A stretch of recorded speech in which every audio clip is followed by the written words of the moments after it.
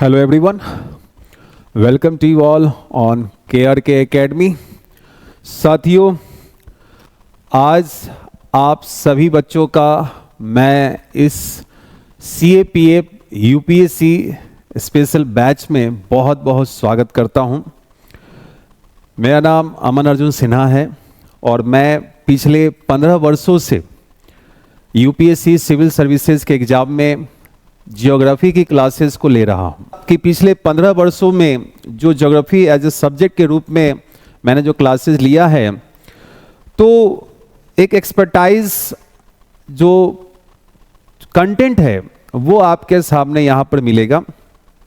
इस बैच की जो विशेषता है, जो फीचर्स है, बेसिकली मैं थोड़ा सा उसको डिफाइन कर दूं आप लोगों को कि आपको कम समय अवधि में बेहतर कंटेंट के साथ आपकी तैयारी को मजबूत किया जाए। जी हाँ साथियों, मैं आपको बताना चाहूँगा कि यूपीएससी CAPF को लेकर जो KRK एकेडमी और आप सबके चहेते जो अपने शेषाद्री जी हैं, तो चीज़ें आप लोगों की जानकारी में आगे आते रहेंगे। उनके साथ में बहुत सारे नोटिफिकेशन और इन्फॉर्मेटिव वीडियोस सर ने बनाए हैं अपने यूट्यूब चैनल जो कि KRK एकेडमी के नाम से हैं। आप लोग ज़रूर सब्सक्राइब कर लें। वहाँ पर आगे भी आपको बहुत सारे इन्फॉर्मेशन और आगे प्रीवियस ईयर्स क्वेश्चंस, कुछ कंटेंट वाली वीडियोस भी आपके सामने में आते रहेंगी। दूसरी चीज़ कि जो अपनी टीम है, जो KRK एकेडमी के प्लेटफॉर्म पर आपको ओवरऑल जनरल स्टडीज़ की क्लासेस प्रोवाइड कर रही हैं, उसमें अपने साथ दीपक पांडे सर जनरल साइंस की क्लास को लेकर और साइंस एंड टेक के क्वेश्चंस को कवर करेंगे। वहीं रितेश सर आपको इंडियन हिस्ट्री में एंशिएंट, मेडिवल और मॉडर्न के सेगमेंट को कवर कर रहे हैं। अंकेश पांडे सर इकोनॉमी के कंसेप्ट को लेकर आपके साथ में होंगे और अपने आलोक सर इंडियन पॉलिटी के सेगमेंट को लेकर आपके साथ में होंगे। तो ये हमारी GS की पूरी टीम है जो आपको एक शानदार कंटेंट। अब मैं आपको बताना चाहूँगा कि ऐसे तो कोई भी बुक्स पढ़ने की ज़रूरत नहीं पड़ेगी साथियों, ट्रस्ट ऑन मी। और जिस दिन सारी क्लासेस आप एंड कर लेंगे, you will realise that you are more enough sufficient to solve all kind of questions whatever they have asked in the last 10 years and what is coming to you in near future exam। वो सारे questions आप easily बना पाएंगे। तो एक जो इस batch की जो अगर मैं एक खासियत बताना चाहूँ आपको कि जो कंटेंट मैं 120 घंटे में पढ़ाता रहा हूँ, वो कंटेंट आप यहाँ पर 65 to 70 और अराउंड 70-75 आवर्स में आप यहाँ पर चीज़ों को देख रहे हैं। तो एक लिमिटेड टाइम में एक शानदार कंटेंट, मेरे पढ़ाने का अंदाज ये होगा कि जो भी फैक्चुअल चीज़ें जो मैं लिखवाता हूँ बोलकर क्लासेस में ऑफलाइन में, वो मैटर मैंने स्लाइड पर रखा है। बाकी rest all conceptual portions will be defined through figures और व्हाट एवर डिमांड्स। तो मतलब कंसेप्ट को आप मेरे साथ समझते चलिए। ज्योग्राफी की अगर मैं बात करूंगा तो यहाँ पर कंसेप्चुअल क्लैरिटी का होना बहुत ज़्यादा जरूरी है, क्योंकि अगर आपका कंसेप्ट क्लियर नहीं है तो फिर क्वेश्चंस नहीं बनेंगे। डायरेक्ट क्वेश्चंस भी होते हैं, मैंने कुछ क्वेश्चंस रखा है आपको दिखाने के लिए कि 2021 में कैसे क्वेश्चंस आए हैं, 2022, 20 में, 23 में कैसे क्वेश्चंस आए हैं, वो सब मैंने रखा है आपके लिए। 2024 में कैसे क्वेश्चंस आए हैं, तो उससे एक आपको आइडिया मिल जाएगा और कैसे पढ़ाई करते हैं, कैसे आप पैरामिलिट्री फोर्सेस में असिस्टेंट कमांडेंट के पोस्ट पर जा सकते हैं। पहले ये एग्ज़ाम गर्ल्स के लिए नहीं होता था, अब ये गर्ल्स के लिए भी है। तो एक स्वर्णिम अवसर होता है कि क्लास 1 ऑफिसर बनने का मौका है, SP रैंक का जॉब आपके सामने में होता है।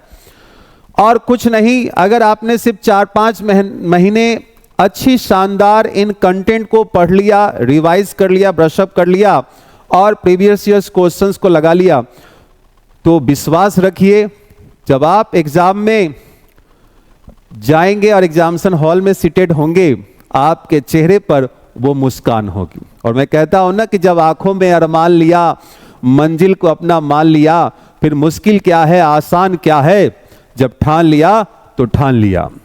तो अगर आपका सपना है यूपीएससी सीएपीएफ क्रैक करने का, तो ये बैच आपके लिए है और आपके सपने को साकार करने में एक अहम भूमिका निभाने जा रहा है। मैं एक चीज और आपसे शेयर करना चाहूंगा। मेरे लाइफ में जो मेरा फर्स्ट स्टूडेंट रहा है, that's the Pradeep Lather from Jind Haryana. In 2011 he was selected in UPSC CAPF. Right now he is commandant in CRPF. जी हाँ साथियों, मुझे भी अच्छा लगता है और हम जैसे जितने भी जो टीचर फैटर्निटी के लोग होते हैं, यही उनकी खुशियों का राज होता है कि आप जैसे बच्चे जब सिलेक्टेड होते हैं तो वो खुशी हमारे चेहरे पर भी दिखती है। तो आइए जानकारी करते हैं कि क्या अपने ज्योग्राफी के साथ यहाँ पर चीज़ें रहेंगी, कैसे मैं आपको यहाँ पर ज्योग्राफी पढ़ाऊंगा, क्या हमारी टेक्निक होंगी, उन सब मुद्दों को यहाँ पर जानकारी करते हैं। और सिलेबस क्या है ज्योग्राफी का, ठीक है। सो आइए पहला मैं आप लोगों को बताना चाहूँगा, क्योंकि ये एक लाइन में जरूर सबको बोलता हूँ, क्योंकि आपको जो मैं कंटेंट दे रहा हूँ वो यूपीएससी सिविल सर्विसेज का कंटेंट दे रहा हूँ। जो आईएएस प्रीलिम्स में हम लोग कवर करते हैं, जहां तक भी सीएपीएफ के पोर्शंस की अगर बात की जाए तो आप हर साल के क्वेश्चंस उठा के देख लीजिए। यूपीएससी आईएएस का एग्जाम हो, यूपीएससी सीएपीएफ का एग्जाम हो, दोनों को मैच कीजिएगा, क्वेश्चंस आपको समझ में आ जाएंगे कि भैया लेवल वही लेकर चलना पड़ेगा, कोई और ऑप्शंस नहीं है। This was not other competitive exams. You have to focus on conceptual questions. Concept पर आपका फोकस होना चाहिए। अवधारणात्मक स्पष्टता का होना सबसे अधिक महत्वपूर्ण है। तो first of all if you have makeup a mind कि हमें सीएपीएफ के लिए जाना है, so vision without a strategy remains an illusion, यहां पर हमने आपके लिए रखा है। क्योंकि अगर आपने सोचा तो है मगर आपके पास स्ट्रेटजी नहीं है, देन कहीं ना कहीं आप लैक करेंगे, ठीक है साथियों। तो ध्यान रखिएगा। पहले मैं आपको बता दूं कि resources list and must read books for UPSC civil services exam की हम जब बात करते हैं तो यहाँ छोटी सी चीजें मैं आपको बता दूं कि जैसे कि हम इंडियन ज्योग्राफी का पोर्शन देख रहे हैं, वर्ल्ड ज्योग्राफी का पोर्शन देख रहे हैं, तो इंडियन ज्योग्राफी के लिए मोस्टली बच्चे महेश बर्णवाल को रीड करते हैं। ये वर्ल्ड ज्योग्राफी में भी आप रीड कर सकते हैं, ठीक है। एक बुक आती है के सिद्धार्था जी की, ज्योग्राफी थ्रू मैप, अच्छी बुक है, आईएएस के लिए मैं रिकमेंड करता हूं। वर्ल्ड ज्योग्राफी डी खुल्लर की बुक भी काफी कंसेप्चुअल है, वो आप ले सकते हैं। आप लोगों के लिए मेरी तरफ से, और मैं शेषाद्री जी को वही बोल रहा था कि मैं इतने कंटेंट देकर जाऊंगा बच्चों को कि कोई बुक्स पढ़ने की जरूरत नहीं पड़ेगी। सभी जो एग्जाम ओरिएंटेड कंटेंट जो होंगे आपके पास अवेलेबल करवा के जाऊंगा। क्या स्ट्रेटजी मेरी होगी मैं उस पर चर्चा करूंगा। एनसीईआरटी क्लास 11 12 अगर आपने पढ़ा है तो अच्छी बात है, नहीं पढ़ा है तब भी उसका सार हमारे साथ में है। मैं आपको बताऊंगा कि कैसे यूपीएससी आईएएस 2024 में जो क्वेश्चन पूछा गया प्रीलिम्स में, तो कई जगह डिफरेंट प्लेटफॉर्म पर बोला गया कि अरे ये चीज़ तो लिखा ही नहीं है ही नहीं। कॉरियोलिस फोर्स के बारे में था कि ये तो महेश बर्णवाल की किताब में भी नहीं। अरे भैया तो मेरे क्वेश्चन बना कहाँ से? एनसीईआरटी से बना हुआ था। और एनसीईआरटी फोकस करके हमने अपने क्लास नोट्स में शो किया था कि वो लाइन बाय लाइन जो क्वेश्चन बना हुआ है मेरे नोट्स में पहले ही से कराया गया हुआ है। तो मेहनत कभी भी आपकी खराब नहीं होती है। 2010 तक मैं बात करूं तो ज्योग्राफी ऑप्शनल के पेपर हुआ करते थे जो हम लोग दिया करते थे, अलग से 120 मार्क्स का पेपर हुआ करते, 120 क्वेश्चन हुआ करते थे समझ रहे हो? तो हमें उन क्वेश्चंस को सॉल्व करके प्रीलिम्स पास करना होता था। यूपीएससी आईएएस की मैं बात बता रहा हूं। तो अब यूपीएससी वाले जो क्वेश्चंस बनाते हैं ना आईएएस में, सीएपीएफ में, सो वहां से कई बार क्वेश्चंस उठा लेते हैं और मैं उसको भी फोकस करके चलता हूं, टारगेट करके चलता हूं, तो वहां से भी क्वेश्चंस बनते हैं। तो इनको आपको एक जनरली मैंने बताया है कि आप बुक्स पढ़ना चाहेंगे तो पढ़ सकते हैं, बाकी जरूरत नहीं पड़ेगी। सिर्फ मेरे नोट्स 4-5 बार पढ़ लीजिएगा, काम हो जाएगा। देन एक कुछ चीजें स्ट्रेटजी की मैं चर्चा कर रहा हूं। Do not start your preparation without having a clear strategy. ये हमेशा ध्यान रखिएगा कि ऐसा नहीं कि हमने सोचा कि यूपीएससी सीएपीएफ हमें करना है और हम बस किताब उताब ले आ गए, पढ़ना शुरू कर दिए। ऐसे नहीं होगा। आपको अपना एग्जाम प्लान बनाना होगा। कितना, जहां आपका स्टडी टेबल हो वहां पर चिपका दीजिए लिख करके कि डेट कब है एग्जाम सीएपीएफ का, कितने दिन बच रहे हमारे पास में, कैसे कितने सब्जेक्ट वाइज हमें फोकस करना है, क्योंकि आपके लिए यहां पर पेपर 2 भी होगा और पेपर 2 अगर पास आप नहीं करेंगे तो पेपर 1 चेक भी नहीं होने वाला है भाई, ये भी मैं आपको बता देता हूं। Getting a point? तो बहुत ज्यादा पेपर 2 के लिए वरी नहीं होना है, ठीक है। उसकी भी क्लासेस साथ साथ आपको यहां पर इस बैच में मिल रही हैं, ठीक। तो देखिए, strategy formulated should be feasible. ऐसा स्ट्रेटजी बनाइए कि जो फिजिबल हो। ऐसा नहीं कि हम सोचेंगे हम डेली 4 बजे उठ जाएंगे, रात के 12 बजे तक पढ़ेंगे, ऐसा कुछ होता नहीं। डेली हम 2-2 घंटे सब कुछ पढ़ेंगे, यह भी ऐसा कुछ होता नहीं। टारगेटेड होना चाहिए कि आज अगर हम इंडियन ज्योग्राफी पढ़ रहे हैं, फिजियोलॉजी ऑफ इंडिया पढ़ रहे हैं, पूरा फिजियोलॉजी ऑफ इंडिया हम एक साथ फिनिश करेंगे। उसके बाद एनसीईआरटी वाले क्वेश्चंस या फिर स्टैंडर्ड क्वेश्चंस जो पुराने आए हुए प्रीवियस ईयर्स क्वेश्चंस के, उनके हम फिजियोलॉजी ऑफ इंडिया के पूरे क्वेश्चंस को बनाएंगे। और आज जो आप पढ़ रहे हैं कल उसका रिवीजन होना जरूरी है। फिर आप नया पढ़ेंगे, फिर अगले दिन पहले दिन का भी रिवीजन कीजिए, दूसरे दिन का भी रिवीजन कीजिए, फिर तीसरे दिन कुछ नया पढ़िए, चौथे दिन भी यही सिनेरियो आपको लेकर चलने की जरूरत है। 3-4 दिन रेपिटेशंस जब आप रखेंगे, वो सारी चीजें आपको कंठस्थ हो जाएगी, आत्मसात हो जाएगी और आपके दिमाग में बैठ जाएगा, चीजों को समझा सकेंगे आप, ये चीजें होंगी। Once formulated, do not deviate from it until and unless not getting results. अगर आपने एक बार सोच लिया कि सीएपीएफ हमें करना है तो थोड़ा फोकस कर लीजिए। क्लास 1 ऑफिसर का जॉब है, ये नहीं कि इसके साथ बीएड कर रहे हैं, इसके साथ सीटेट दे रहे हैं, इसके साथ एसएससी दे रहे हैं, सीडीएस दे रहे हैं। थोड़ा सा एकदम फोकस्ड स्टडी कर लीजिए। फोकस्ड मैंने ईगल आई जैसे होता है ना, उस तरह से आपको कर लेने की जरूरत है। Always self reflect and introspect. देखिए, खुद से चीजों को समझने होंगे, सेल्फ असेसमेंट आपको करते हुए चलना पड़ेगा कि हाँ आपने क्या पढ़ा, उससे कितने क्वेश्चंस बने। कॉन्फिडेंस बूस्ट अप करते चलिए। आपके अंदर वो कॉन्फिडेंस लेवल आना चाहिए, जिस दिन आप एग्जाम हॉल में जाए तो आपकी आंखों में वो हंसी, वो एक मंद मुस्कान आपके चेहरे पर दिखनी चाहिए, एक कॉन्फिडेंस लेवल, ठीक है। आइए, सिलेबस करना क्या होता है। सबसे पहले हमें सिलेबस को समझना होता है कि आखिर क्या पूछा जाएगा, क्या पढ़ के हमें पास करना है। वो कैसे पता चलेगा कि उन सिलेबस से भी क्या पढ़ना होता है, तो उसके साथ प्रीवियस ईयर्स क्वेश्चंस को आप देखिए। That is the first element of the resource list. मैं हमेशा सबको बोलता हूं कि सबसे पहले आप सिलेबस को पढ़ जाइए 2-4 बार। आपको पता होना चाहिए कि ये टॉपिक यूपीएससी के सिलेबस में है। आप कुछ पेपर पढ़ रहे होंगे, कोई न्यूज आपके सामने आएगा, चाहे आप कहीं भी मूव कर रहे होंगे, तो आप उससे कोरिलेट कर पाएंगे।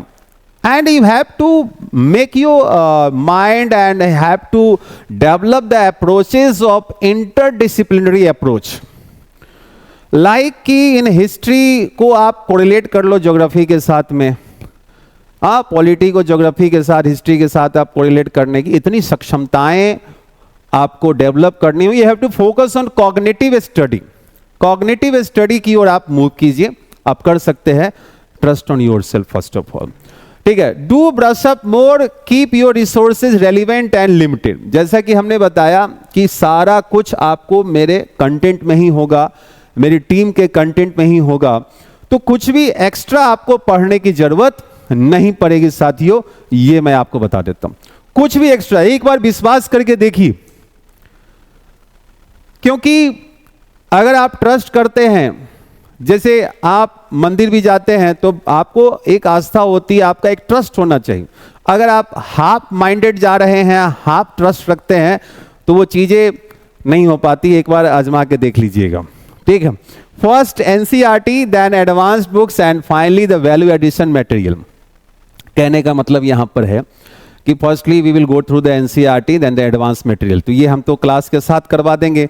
You have to enhance your study material through the value addition material. Value addition material, that is the PIB resources, हाँ, कुछ करंट के रिसोर्सेज लाइक अब मैं पढ़ा के गया आपको कि चलो भैया इतने टाइगर रिजर्व है, अब मेरे कोर्स फिनिश होने के बाद एक और नया टाइगर रिजर्व बन गया। So you have to be updated through the value addition, इसी को हम कहते हैं वैल्यू एडिशन। तो जब भी आप अपने नोट्स बनाएंगे, जो भी टॉपिक आप बनाते हैं उसमें थोड़ा थोड़ा स्पेस जरूर रखिएगा, ताकि कुछ करंट का मिल जाए। वॉल्केनो पढ़ाया, एक नया वॉल्केनो फट गया किसी देश में, तो उसको कम से कम वहीं पर लिख लेना है। That's the way of study, क्योंकि you are preparing for UPSC level exam ना, तो इसके लिए आपको थोड़ा सा मेहनत करना पड़ेगा। समझिए कि नोट्स कैसे बनते हैं, एक स्पष्ट अच्छे नोट्स बनाइए, मेरे सारे फिगर्स को बनाइएगा जरूर, ठीक है। ये रिक्वेस्ट है आप लोगों से, जब भी आप मेरी नोट्स को पढ़ेंगे आप सारे फिगर्स के साथ बना के एक बार पढ़ के देखिएगा, एक क्वेश्चन हिलेगा नहीं, एक क्वेश्चन इधर उधर नहीं होगा आपसे कि कुछ एक्स्ट्रा पूछ लिया जाएगा, सारे क्वेश्चन आप बना पाएंगे, ठीक है। Then once resource list is decided, stick to it and no matter what. That means कि जब आपने एक तैयारी आपने कर लिया, अब जैसे बच्चे क्या करते हैं, वो कई बच्चे में देखता हूँ 4 साल क्या 10 साल भी प्रीलिम्स नहीं निकलता यूपीएससी का उनसे, मुखर्जी नगर में क्यों नहीं निकलता। हमारे ही पढ़ाए हुए बच्चे किसी का एक अटेम्प्ट में निकल गया, किसी के 10 अटेम्प्ट में नहीं निकले, क्योंकि वो बच्चा थोड़ा थोड़ा पढ़ रहा है, थोड़ा सा पढ़ लिया, क्लास भी नहीं किया पूरा मेरा मान लीजिए, तो भाग गया कहीं घूमने चला गया, छोड़ ही दिया कि मोटिवेशन डाउन हो गया उसका कि नहीं यार हमसे तो हो ही नहीं पाएगा, फिर एसएससी कर लेते हैं तो ये कर लेते हैं, ये नहीं होगा। Do not deviate your mind, mind बिल्कुल स्ट्रेट रखिए, टारगेटेड रखिए, 5 महीने लगाइए, सिलेक्शन लीजिए और जाइए। आप जब इंटरव्यू फेस करेंगे वहाँ पे जरूर आपसे मुलाकात होगी, क्योंकि ये जो बैच है ये वीओडी बैच है, तो इंटरव्यू में आप लोग से डायरेक्ट मुलाकात जरूर होगी, क्योंकि मेरा खुद का एक्सपीरियंस है सीडीएस के इंटरव्यू का भी, सीपीएफ का इंटरव्यू का भी और आईएएस के इंटरव्यू का भी, तो तीनों लेवल का जानकारी है अपने पास में। कभी आप बैठेंगे तो जरूर उस पर चर्चा हम लोग करेंगे, ठीक है। चलिए आइए आगे की ओर चलते हैं। Whenever in need of some matter, अगर कोई भी कंटेंट कुछ नया आ गया मार्केट में, कुछ करंट में, तो उसको आपको क्या करना होता है कि गूगल पर चले जाइए और वहाँ पर उस लाइन को लिखिए या फिर इस वर्ड को लिखिए और साथ में उसके यूपीएससी डाल दीजिए, उसके भी कंटेंट आपको आ जाएंगे करंट बेस्ड। ऐसे मैंने अभी तक के जितने भी जो सीरियल्स के, प्रोडक्शंस के, मिनरल्स, इन सब के जो भी डाटा है सब मैंने रिसेंट आपको देने की कोशिश किया है यहाँ पर। अगर आप जब देख रहे हो कुछ डाटा अगर चेंज होता है तो you should have to verify with the Google, और ऑथेंटिक साइट से आप इसको वेरीफाई कीजिएगा। अभी तो जरूरत पड़ेगी नहीं, अगर आप अगले 1 साल 1.5 साल तक हम बात करें तो सब वही रहेगा, ठीक है। तो आइए हम लोग अपने सिलेबस की ओर मूव करते हैं कि यूपीएससी में इंडियन और वर्ल्ड ज्योग्राफी के अंतर्गत में जो फोकस किया जाता है basically physical, social, economic geography of India and the world पर से ही क्वेश्चंस आपको दिए जाते हैं। अगर हम इंडियन ज्योग्राफी की बात करते हैं साथियों, तो जो सबसे पहला जो आपके सामने में कंटेंट आपको देखने को मिलेगा, बेसिक्स ऑफ इंडिया और फिजियोलॉजी ऑफ इंडिया। भारत की भूवैज्ञानिक संरचना को यहां पर हम देखें, भारत की अवस्थिति क्या है, भारत का एरिया क्या है, ठीक है, भारत का जो लोकेशन है, एक्सटेंशंस है वो क्या है, एक्सट्रीम पॉइंट क्या क्या है, सुदूरस्थ बिंदु क्या क्या है, यहाँ पर नेबरिंग कंट्रीज ऑफ इंडिया की हम चर्चा करेंगे। अब मेरे पढ़ाने का अंदाज जब आप इस लेक्चर को करेंगे तो आप देखेंगे कि यहाँ पर मैं अक्साई चीन आपको डील कर रहा हूँ, मैं यहाँ पर आपको वाखन कॉरिडोर डील कर रहा हूँ, मैं एलओसी, एलएसी, पीओके डील कर रहा हूँ, मैं यहाँ पर आपको रन ऑफ कच्छ का डेवलप जो रीजन है, जो बन्नी ग्रासलैंड है, जो करंट से रिलेटेड चीजें हैं वो सब डेवलप करता हुआ मैं आपको यहाँ पर दिखूंगा। जब आप मेरे फिजियोलॉजी ऑफ इंडिया के मैटर को फिनिश करेंगे, क्वेश्चंस बना के देखिएगा, ब्रह्मांड का ऐसा कोई क्वेश्चन नहीं होगा जो इससे अलग बना देगा कंटेंट से, सारे क्वेश्चंस आप बना पाएंगे। Even a topic of cancer भी इसी में होगा, आईएसटी लाइन भी इसी में होगा। हर एक कंसेप्ट को मैंने दिया है कि क्यों आखिर जो, अगर आप देखते हैं कि जो एनसीईआरटी के लाइन में क्लास 11th की मैं बात आपको बता रहा हूं कि कैसे भारत का जो उत्तर दक्षिण विस्तार है वो पूरब पश्चिम से अधिक है, 3214 2933 किलोमीटर।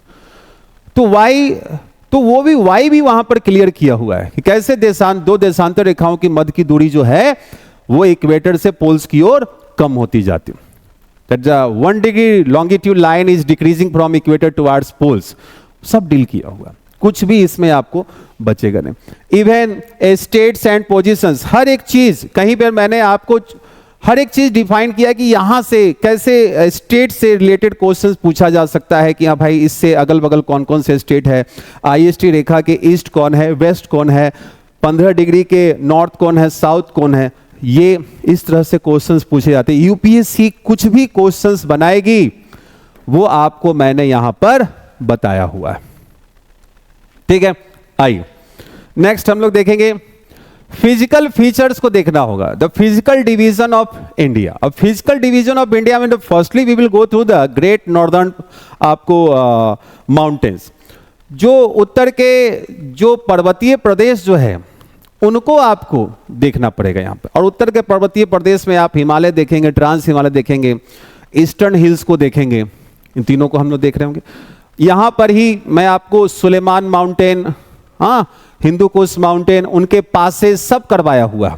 मैंने यहाँ पर आपको कम से कम 50 पासेज आपको दिया है मैटर, यहाँ पर एक भी क्वेश्चन ऊपर नीचे नहीं होगा आपसे, आराम से आप बना लीजिएगा, ठीक है। Then great north Indian plains जो है इसको मैं सॉइल के साथ डिफाइन करता रहा हूं हमेशा, तो ये आप सॉइल के साथ देख पाएंगे कि कैसे उत्तर का विशाल मैदान जो जलोढ़ मृदा का मैदान जो है उसकी वो बना कैसे है, किस काल में बना है, किस प्रकार से बना है, सब कुछ। अब जैसे हिमालय में आपको करवाऊंगा तो हिमालय का फॉर्मेशन कैसे हुआ है, हिमालय में किस प्रकार की वनस्पतियां है, स्नो लेवल कैसा है, हिमालय कहां पर चौड़ा है, कहां पर ज्यादा ऊंचा है, सब कुछ। हिमालय के ग्रासलैंड, मर्ग, molasses basin, getting a point, करेवाज, ये सब कुछ डील किया हुआ है आपको मैंने इसमें। Then the peninsular plateau of India, अब कैसा जो भारत का जो मेन जो पार्ट है वो पेनिनसुलर प्लेटू ऑफ इंडिया ही तो है, जो कि पेंजिया अंगारा लैंड का भाग है। अब यहां पर मैं आपको एक्स्ट्रा पेनिनसुलर इंडिया भी करवाया हूं। कई बच्चे पढ़े ही नहीं होते कि एक्स्ट्रा पेनिनसुलर इंडिया क्या होता है, एक्स्ट्रा हिमालयन रीजन कौन से होते हैं, सब कुछ आपको यहां देखने को मिलेगा। कैसे ये निर्माण हुआ है, कहां पर इसका ढाल कैसा है, किस प्रकार के वहां पर भ्रंशन की स्थितियां हुई है, रिफ्ट वैली बनी है, नदियां कैसे जा रही है, वो सब कुछ आपको करवाया गया। आकार कैसा है, एरिया कैसा, सब कुछ, जितने भी पर्वत पठार हिल्स जो पेनिनसुलर इंडिया के बारे में वो सब कुछ आप यहाँ पर देख पाएंगे। ऐसे ऐसे हिल्स भी आपको दिया हुआ है जो किताब में भी आपको नहीं मिलेंगे, वो हिल्स जो आते हैं एग्जाम में वो भी हमने दिया हुआ है, ठीक है। देन इंडियन डेजर्ट का रीजन और coastal planes, lines and islands को भी हम देखेंगे। यहां पर मैंने आपके लिए जो भारत का जो कॉन्टिनेंटल शेल्फ जो है वो भी मैटर आपको करवा दिया हुआ है।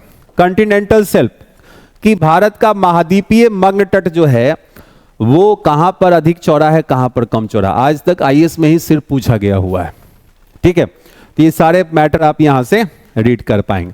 Then we will go for the river system. River system की हम अगर बात कर रहे हैं तो भारत के हिमालयन रिवर सिस्टम, भारत के peninsular river system, west flowing rivers, east flowing rivers, rivers outflows of water और merges into an Arabian sea और अ बे ऑफ बंगाल, उस तरीके से आपको यहाँ पर सारा कुछ water catchment area, river basins, उसके प्रोजेक्ट, उसके डैम, और नेक्स्ट में आप देखेंगे वाटरफॉल, मेजर डैम, सब आपको करवाया गया हुआ। एक एक नदियों की सहायक नदियां, उनकी विशेषता, कुछ नदियों के प्राचीन नाम, उसके ओरिजिन, माउथ, सब कुछ आपको यहां करवाया हुआ है जो भी क्वेश्चंस पूछा जा सकेगा, ठीक है। नेक्स्ट जो आपके सामने में आएगा वो सॉइल, मृदा का टॉपिक आएगा कि भारत में कितने प्रकार की मृदा होती है, कौन भारत की मृदा को डिसाइड कर रहा है। यहां पर हमने यूएसडीए का क्लासिफिकेशन भी आपको दिया हुआ है, ठीक है। तो वो सब आप यहां से रीड कर पाएंगे, कैसे उस मृदा का निर्माण होता है, उसकी क्या विशेषता है, कहां पर पाई जाती है, क्या लैक कर रहा है, क्या रिच है, सब। नेचुरल वेजिटेशंस में आप यहां पर फॉरेस्ट, ग्रासलैंड, सब कुछ देखेंगे। वर्ल्ड वाइला भी ग्रासलैंड मैंने यहीं पर रखा हुआ है, तो एकदम डिटेल्स में कि कैसे एवरग्रीन फॉरेस्ट की अगर हम बात करते हैं तो उसमें 5 टाइप्स ऑफ वेजिटेशंस आपको देखने को मिल जाते हैं विशेषता के साथ में। और जहां भी कोरिलेट करने का मौका मिला है वर्ल्ड के साथ भी कोरिलेट करके आपको मैटर दिया हुआ है। मैंने जैसे कि बताया कि आपको अपने आईएएस प्रीलिम्स के मैटर को ही हमने कन्वर्ट करके पीपीटी पीडीएफ के रूप में आपके सामने में प्रेजेंट किया हुआ है।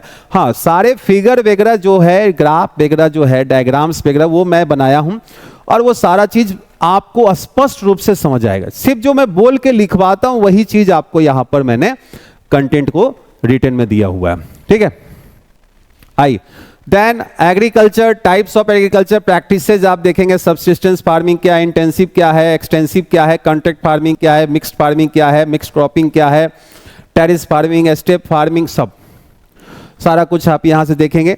टाइप्स ऑफ क्रॉप्स भी आपको एक चैप्टर अलग से देखने को मिलेगा। सीरियल्स प्रोडक्शन जो है ये फैक्चुअल वाले नोट्स के साथ में, ये आपको फैक्चुअल नोट्स के साथ में, एक दो क्लास हमने फैक्चुअल नोट्स का भी रखा हुआ है क्योंकि वो अलग है, उसमें रटना है कि भैया ये फसल गेहूं किस राज्य में सर्वाधिक होता है, प्रोडक्शन कहां पर सर्वाधिक है, मतलब रिसेंट डाटा भी आपको मैंने दिया हुआ अभी रिसेंट।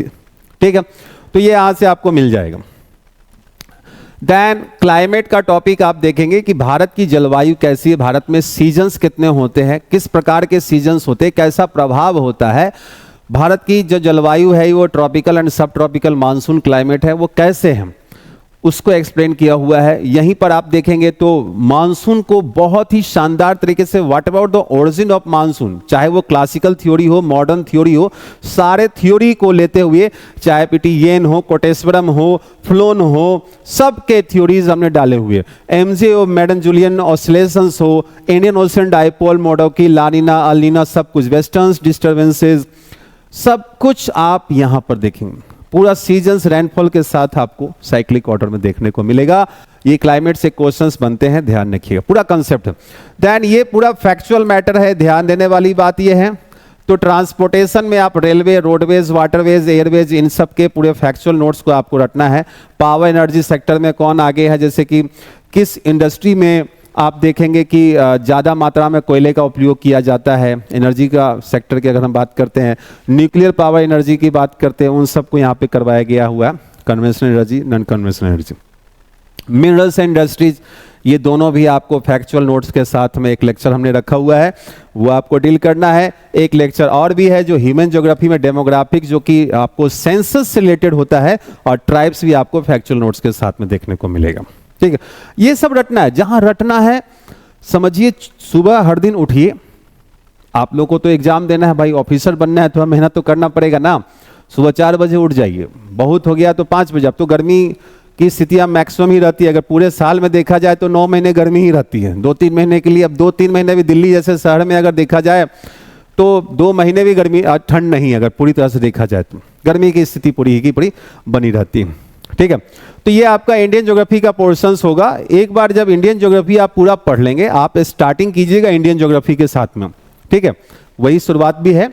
तो इंडियन ज्योग्राफी को आप पहले अच्छे, क्योंकि मैक्सिमम क्वेश्चन जो होंगे वो इंडियन ज्योग्राफी से होंगे, ये ध्यान रखिएगा। मैक्सिमम क्वेश्चन जो होंगे वो इंडियन ज्योग्राफी, इंडिया से ही क्वेश्चन पूछे जाते हैं, देन वर्ल्ड से क्वेश्चन। तो यहां पर रेशियो जो आपके सामने में होगा, इंडिया से 60 से 70% क्वेश्चन होंगे, और अगर वर्ल्ड की हम अगर बात करेंगे तो 30 से 40% क्वेश्चन आपके सामने। मान लो कि अगर 10 क्वेश्चन आ रहे हैं तो 10 में 6-7 क्वेश्चन तो इंडिया से होंगे, 3-4 वर्ल्ड से होंगे, यही रेशियो बना रहता।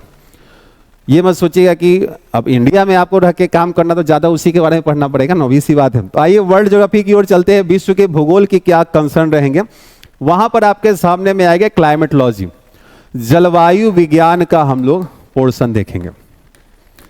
जलवायु विज्ञान, अब जलवायु विज्ञान ये ऐसा कंसेप्चुअल टॉपिक है और इतने शानदार आपके कंटेंट यहां पर आपके सामने में होंगे, सिर्फ उसको अच्छे से कर जाइएगा। सारे क्वेश्चंस आपको यहीं से बनने वाले हैं। शुरुआत हमने यहां पर किया हुआ है एटमॉस्फेयर के साथ में, इसी में आप heating and cooling of the earth भी देख रहे होंगे, टेम्परेचर डिस्ट्रीब्यूशन को देख रहे होंगे, कैसे सी से आप लैंड एरिया पर जाते हैं, आइसोथर्म लाइन चेंज हो जाती है, वो सब भी मैंने करवाया हुआ है। तो व्हाट अबाउट, मतलब what ever is the requirement of the UPSC, आप यहां पर देख पाएंगे। अगर आप आईएएस का एग्जाम भी देंगे तो यहां से क्वेश्चंस आप बना लेंगे, इस चीज को मैं एश्योर कर देता हूं आपको। आप आईएएस का फॉर्म भी भरिएगा, सीएपीएफ का फॉर्म भी भरिए, दोनों फॉर्म को भरिए और अच्छे से एग्जाम दीजिए। मुझे पूर्ण विश्वास है कि आप सारे क्वेश्चंस को बना पाएंगे। ठीक है। तो ये सब आप यहाँ से देख पाएंगे कि हाँ टेम्परेचर, हीट बजट बेसिकली ये सब जो टॉपिक है बहुत रेयरेस्ट क्वेश्चन पूछे जाते हैं। और मैंने हीट बजट भी आपको यहाँ पर ऊष्मा बजट भी करवाया हुआ है, समझ रहे। Pressure belts of the earth, विश्व की वायुदाब पेटियां आप देख रहे होंगे, पवन के सिस्टम को, clouds and types of rainfall, humidity, cyclones, anti cyclones, fronts, major climatic types and some questions about the air masses. इन सब को हमने कवर किया। ओवरऑल पूरा का पूरा टॉपिक आपको यहां पर कवर करके हमने दिया हुआ है, ठीक है। ओशनोग्राफी, समुद्र विज्ञान पर जब आप आएंगे तो समुद्र की जो आंतरिक भाग में जो लैंडफॉर्म्स जो पाए जाते हैं उसको हम लोग महासागरीय उच्चावच के रूप में लेकर आते हैं। महासागरीय उच्चावच, समझिएगा साथियों, महासागरीय उच्चावच। अब इसमें कैसे कंटिनेंटल शेल्फ है, कंटिनेंटल स्लोप है, कंटिनेंटल राइज है, ओशियनिक ट्रेंचेस है, डीप सी प्लेन्स और अबिसल प्लेन्स है, सब है। नेरेटिक पेलेजिक क्या होता है, बेंथस बेंथिक क्या होता है, फोटिक अफोटिक, जब आप पढ़ेंगे आपको मज़ा आ जाएगा और एंजॉय कीजिएगा। ये भले ही बैच वीओडी के रूप में है, बट इट्स माय प्रॉमिस कि जब आप वीडियो को देखेंगे और पढ़ेंगे यू विल फील कि मैं आपके सामने ही खड़ा हूं और आपके सामने पढ़ा रहा हूं। कोई भी डाउट आपके सामने नहीं आ पाएगा, क्योंकि हर एक डाउट जो आप पूछ सकते हैं, जितनी आपकी उम्र है उतने सालों से मैं डाउट ही क्लियर कर रहा हूं। तो ऐसा आज तक इतिहास नहीं रहा कि आप जब एक अच्छे कंटेंट को पढ़ लेते हैं तो कुछ डाउट बचते हैं। सारा डाउट हम लोग पहले ही क्लियर कर देते, कुछ डाउट बनता ही नहीं। बाद में ऐसा होता है बच्चे से क्लासरूम में पूछते हैं बेटा कोई डाउट है क्या, कोई डाउट नहीं है सर। तो बनाओ क्वेश्चन, जी लो जिंदगी, और क्या ही है, ठीक है। देखिए, और कभी भी स्ट्रेस मत लीजिएगा, ये जीवन आपको मिला है, आपका जीवन बहुत अनमोल है। जॉब चाहिए क्योंकि आपको एक लाइफ में एक सिक्योरिटी चाहिए, क्योंकि कोरोना काल ने सबको जीवन में सिखाया कि भाई सिक्योरिटी का होना बहुत जरूरी है, चाहे वो जॉब सिक्योरिटी ही क्यों ना हो, ठीक है। हम लोग भी काफ़ी प्रभावित रहे कोरोना काल में, एक साल, क्योंकि धीरे धीरे पैटर्न चेंज हुआ, ऑफलाइन से ऑनलाइन का सिस्टम आया। वो तो अलग बात है कि मैं 2017 से ऑनलाइन पढ़ा रहा हूँ, ठीक है, लेकिन फिर भी उस टाइम में अपना खुद का स्टूडियो वगैरह नहीं था, तो थोड़ी सी दिक्कत कि हम लोग ऑफलाइन वाले फैकल्टी थे, ऑब्वियस सी बात है। तो चीज़ें होती हैं, तो मुस्कुराते रहिए, अच्छे से पढ़िएगा, आपका सिलेक्शन बिल्कुल होगा। और मैं एक चीज़ जरूर बोल देता हूँ कि मुस्कुराना बहुत ज़रूरी है, टेंशन मत लीजिएगा। और आपके फैमिली वालों को भी ना टेंशन लेना है ना आपको डालने की ज़रूरत है, ठीक है। आराम से आप पढ़िए, ये कोर्स आपके लिए एक रामबाण का काम करेगा तो करेगा। और मुस्कुराती आंखों से दुनिया को जरूर देखिए, क्योंकि ये सबसे ज़्यादा जरूरी है। आपका आधा काम यही मुस्कुराहट आपकी कर देगी, ठीक है। आइए, तो महासागरीय उच्चावच, तापमान, salinity, ocean currents, waves and tides and coral reef तक मैंने किया हुआ है। कोरल रीफ के बाद इसमें जो एक कोरल ब्लीचिंग जो होता है, इस ब्लीचिंग वाले टॉपिक को मैं आपको कवर कर दूंगा किसके साथ में, तो ये आपको कवर हो जाएगा एनवायरनमेंट के साथ में। जब हम लोग एनवायरनमेंट इकोलॉजी वाले पोर्शंस पे होंगे, वहां पर मैं आपको एसिड रेन पॉल्यूशन सब तो कराना ही है वहां पर हम लोग आपको कोरल ब्लीचिंग वहां पर कवर करेंगे, ठीक है। चलिए, यूनिवर्स की बात करेंगे। एक क्वेश्चन यहां से फिक्स होते हैं बनने, और इस एक क्वेश्चन के लिए दिस पोर्शन इज मतलब टू लेंदी, अगर लेंदी थोड़ा सा तो रहेगा ही रहेगा, कंसेप्ट भी है। मैंने यहाँ पर ओरिजिन ऑफ यूनिवर्स पूरा का पूरा एक्सप्लेन किया हुआ है, एक्सपेंशन ऑफ यूनिवर्स, ऐसे ऐसे थ्योरीज जो आपने कभी पढ़े नहीं होंगे, स्ट्रिंग थ्योरी, चाहे स्टैंडर्ड मॉडल हो, इवेंट होराइजन हो, सब करवाया हुआ, steady state theory, oscillation theory and the big bang theory, red shift theory, सब करवाया हुआ है यहाँ पे आपको। जब आप पढ़ेंगे तो इन चीज़ों को आप रियलाइज करेंगे, सारे क्वेश्चन, ग्रेविटेशनल वेव्स तक के क्वेश्चन हमने करवाए जो 2022 आईएएस में क्वेश्चन आया हुआ था, ठीक है। तो यहाँ पर सारे पोर्शंस आप देख रहे हैं, galaxy, stars, nebula, solar systems वगैरह, even latitude, longitude, solstice, equinox, सब यहाँ पे आपको कवर है। अपने नोट्स को अच्छे से बनाइएगा, एक बार पढ़िए, जीवन में अच्छा पढ़िए, ठीक है। तो ये आपका कवर हो जाएगा। देन वर्ल्ड ज्योग्राफी का जो फिजिकल ज्योग्राफी में जो लास्ट टॉपिक होगा वो जियोमॉर्फोलॉजी होगा, जिसको हम लोग भू आकृति विज्ञान कहते हैं साथियों। इसे हम लोग भू आकृति विज्ञान कहते हैं। Origin of the earth, interior of the earth. इससे बहुत कम ही क्वेश्चंस होते, थोड़ा सा मैं डील जरूर कर दूंगा इसको।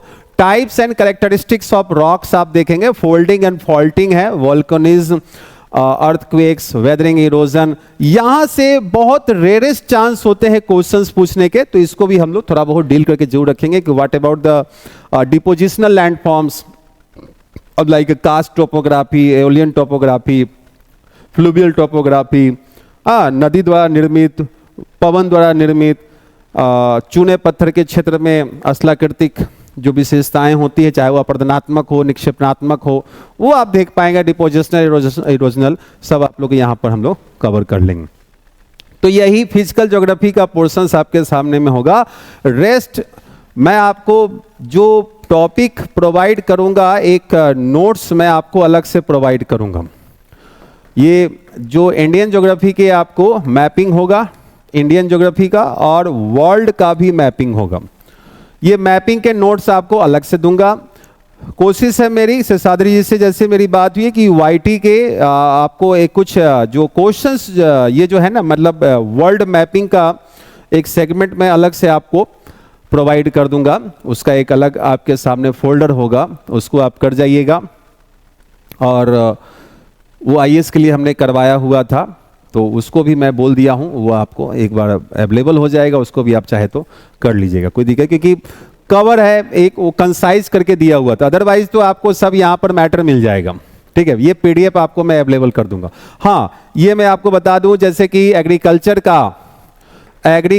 का आपको एक अलग पीडीएफ मैं आपको प्रोवाइड कर दूंगा, जो मैंने 2-3 साल पहले एक क्लास में करवाया, क्योंकि उतना ज़्यादा मैटर हर बार करवाना बड़ा टफ हो जाता है। तो उसमें इकोनॉमी को भी मैंने जोड़ा हुआ था, जनरल साइंस को भी जोड़ा हुआ था, सबको मिलाकर एक एग्रीकल्चर, जैसे होता है ना कि किसी गेहूं में ये कौन सा रोग हो जाता है, ये कौन सी किस्में होती है, सब करवाया हुआ, सब कुछ उसमें। एनिमल हस्बेंड्री वगैरह के संदर्भ में भी वहाँ पर आप चीज़ों को देख पाएंगे।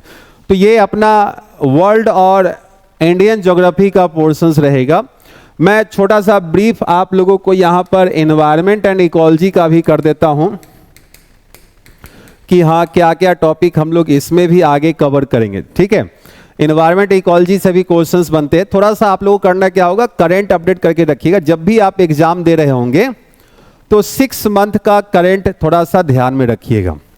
कई बार हो जाता है कि करंट बेस्ड क्वेश्चंस बनते हैं। ऐसे तो आपको मैं बता दूं कि बहुत ज़्यादा CAPF में ऐसा कुछ दिखता नहीं, थोड़ा बहुत ही रहता है, लेकिन हाँ आईएएस में तो काफ़ी ज़्यादा रहता है। अगर कोई आप में से आईएएस वगैरह भी आगे देगा तो थोड़ा सा ध्यान रखिएगा। तो इन सब भाग में आप जैसे खासकर गवर्नमेंट के जो साइट से जो डाटा होते हैं उनको आपको फॉलो करने की ज़रूरत है। अदरवाइज जो कुछ बेहतर शानदार कंटेंट होते हैं आपको एप्लीकेशन अवेलेबल गूगल वगैरह पे, उसको आप देख सकते हैं। ऐसे कई आर्टिकल्स भी होते हैं जिसमें डाटा वाटा भी गलत होते हैं, उन सब का थोड़ा विशेष ध्यान रखिएगा।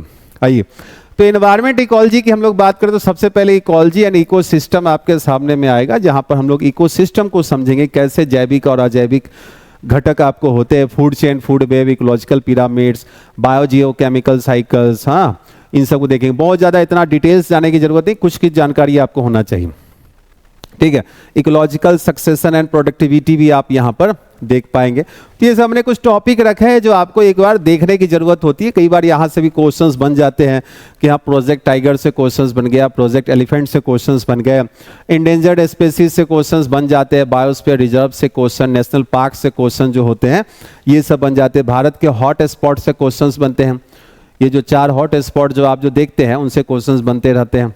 क्या होता है हॉट स्पॉट, कैसे नॉर्मन मायर्स ने इसको डिफाइन किया है, किन भागों में हॉट स्पॉट मिलते हैं, क्या बिहार, यूपी, झारखंड में हॉट स्पॉट है नहीं है, उन सब मुद्दों की हम लोग यहाँ पर चर्चा करेंगे।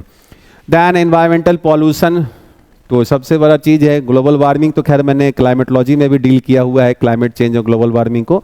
यूट्रोफिकेशन कैसे होता है, सुपोषण, जैसे इसको हम लोग कहते हैं सुपोषण। तो क्या होता है ये सुपोषण, कैसे झीलों में जब रासायनिक अपशिष्टों की मात्रा बढ़ जाती है, वहाँ पर पहले प्लैंक्टन्स ब्लूम हो जाता है, एल्गी ब्लूम होता है, फिर मछलियों की संख्या बढ़ती है, फिर वो एल्गी इतना ज़्यादा बढ़ जाता है कि पूरा का पूरा कवर कर लेगा झील को ही, तो सनलाइट नीचे पहुँच नहीं पाएगा और बीओडी डिमांड्स वहाँ पे स्थितियाँ बिगड़ती हैं, मछलियाँ मरती हैं, एसिडिफाइड हो जाता है। ये सुपोषण की स्थितियाँ होती हैं। ठीक है। क्लाइमेट चेंज है, इंटरनेशनल एग्रीमेंट्स, ये फैक्चुअल है। ओजोन डिप्लीशन मैं आपको बता दूंगा कि हाँ कैसे ओजोन डिप्लीशन होता है, ठीक है। Global warming, green house gases वगैरह, तो इन सबको भी हम लोग यहाँ पर डील कर लेंगे। एनवायरमेंटल लॉज एंड पॉलिसीज, ये फैक्चुअल है, इसको आपको एक बार रीड करना पड़ेगा यहाँ से, ठीक है। इसको आप एक बार रीड कर पाएंगे। And then the renewable energy and sustainable development, यहाँ से भी क्वेश्चंस कई बार देखने को मिल जाते हैं, तो इसको भी एक बार हम लोग कवर अप कर लेंगे कि हाँ सोलर, विंड, हाइड्रो, न्यूक्लियर, ऐसे तो हमने कुछ फैक्चुअल मैटर में डाटा पहले ही से रख लिया हुआ है इसका आपको, लेकिन फिर भी कई सारी चीज़ें मैं यहाँ पे बता दूंगा कि कार्बन क्रेडिट्स और green economy, sustainable development, SDG वगैरह क्या होता है भारत सरकार ने, ये करंट बेस्ड है। ये सब जितने भी आप देखेंगे ना, ये करंट से क्वेश्चंस बनते हैं, ये सब आपको करंट से क्वेश्चंस बनते हैं। तो यही आपका सिलेबस है, ज्योग्राफी, एनवायरनमेंट एंड इकोलॉजी को मिलाकर अगर हम देखते हैं तो कम समय में एक शानदार तैयारी अगर आप करना चाहते हैं तो इस बैच को जरूर ऑप्ट कीजिए और अपने दोस्त यार को भी जरूर बताइए, क्योंकि ये बैच आपके लाइफ में, आपके सपने को, आपका अपना जो एक एम है, गोल है कि एक गेस्टेड ऑफिसर हमको बनना है, क्लासरूम ऑफिसर बनना है, पैरामिलिट्री फोर्सेस में जाना है, तो ये बैच आपके काम में होगा। अगर आप में मैं जरूर बताना चाहूँगा कि IAS प्रीलिम्स तक को अगर आप क्रैक करना चाहें तो भी इस बैच को आप ले सकते हैं। ईजिली आप क्वेश्चंस को यहाँ पर से बना पाएंगे, क्योंकि हमारी पूरी टीम ने जो मेहनत आपके लिए किया है वो आप जब पढ़ेंगे तो आपको चीज़ें लगेंगी कि हमारे 1 घंटे पढ़ाने के लिए हमें 4 घंटे स्लाइड्स बनाने पड़े हैं। This one is the first time in ever history कि मुझे स्लाइड्स बनाने पड़े हैं। जितना मुझे पढ़ाने में मेहनत नहीं करनी पड़ती है, उससे ज़्यादा मुझे मेहनत स्लाइड्स में लगे है। और इवन दीपक पांडे सर को भी, आलोक सर को भी, रितेश सर को भी, सब लोगों को काफ़ी मेहनत पड़ा है। तो उन्होंने अपने कंटेंट को, अपने क्लास नोट्स को स्लाइड्स पर लेकर आए हैं। मेरी क्लास को आप देखिएगा, मतलब हर एक कंसेप्ट को मैंने विद फिगर खुद से डील किया हुआ है। लिखवाने वाला काम हर चीज़ हमने स्लाइड पर दे दिया हुआ है। तो ये बैच आपके लिए बेहतर हो सकता है, ट्रस्ट कर सकते हैं आप इस बैच पर। शेषाद्री जी ऑलरेडी इन्फॉर्मेटिव वीडियोज़ और शॉर्ट वीडियोज़ आपके लिए लेकर आते हैं। कोशिश होगी आगे हम लोग भी यूट्यूब पर भी कुछ आपकी क्लासेस रेगुलर बेसिस पर लेते आते रहें, आपको बताते रहें, आपको गाइड करते रहें, मोटिवेट करते रहें, ठीक है। तो आज की इस इंट्रोडक्शन वीडियो में इतना ही। जुड़िए हमारे साथ एप्लीकेशन पर, KRK एकेडमी के एप्लीकेशन पर, बैच में, और फील इट द डिफरेंस। ये मैं जरूर एश्योर कर देता हूं, आपके लिए कुछ वीडियोस हमारे फ्री ओपन होंगे एप्लीकेशन पर। You just go through the lectures of those topics and you will realize कि what about the content and what about the concept, whatever मतलब जो भी हमने रखा है ना टॉपिक अपने साथ में, सब्जेक्ट के जो कंटेंट रखे हैं, आप एक बार देखिए कि क्या ही शानदार कंटेंट आपको दिया गया हुआ है, विद एक्सप्लेनेशन, विद कंसेप्ट, ठीक है। तो चलिए इस वीडियो में इतना ही, और हमेशा ध्यान रखिए, मुस्कुराती आंखों से देखो तो दुनिया हसीन नजर आती है, वरना भीगी आंखों से तो आईना भी धुंधला नजर आता है। मुस्कुराते रहिए, अच्छे से एग्जाम आपका देना है, और वीडियो को गो थ्रू कीजिए, अपने नोट्स बनाइए। ऐसे तो डाउट कभी भी कुछ आएगा नहीं, लेकिन अगर उसके लिए भी मेरी चर्चा हुई थी जिससे सादी जी से, तो कुछ वीडियोज हम लोग रेगुलर बेसिस पर एप्लीकेशन पर आते रहेंगे आपके साथ में। अगर कुछ डाउट वगैरह होगा तो उसको भी हम लोग देख लेंगे वहाँ पे, ठीक है। चलिए तो फिर मिलते हैं, तब तक के लिए नमस्कार, धन्यवाद।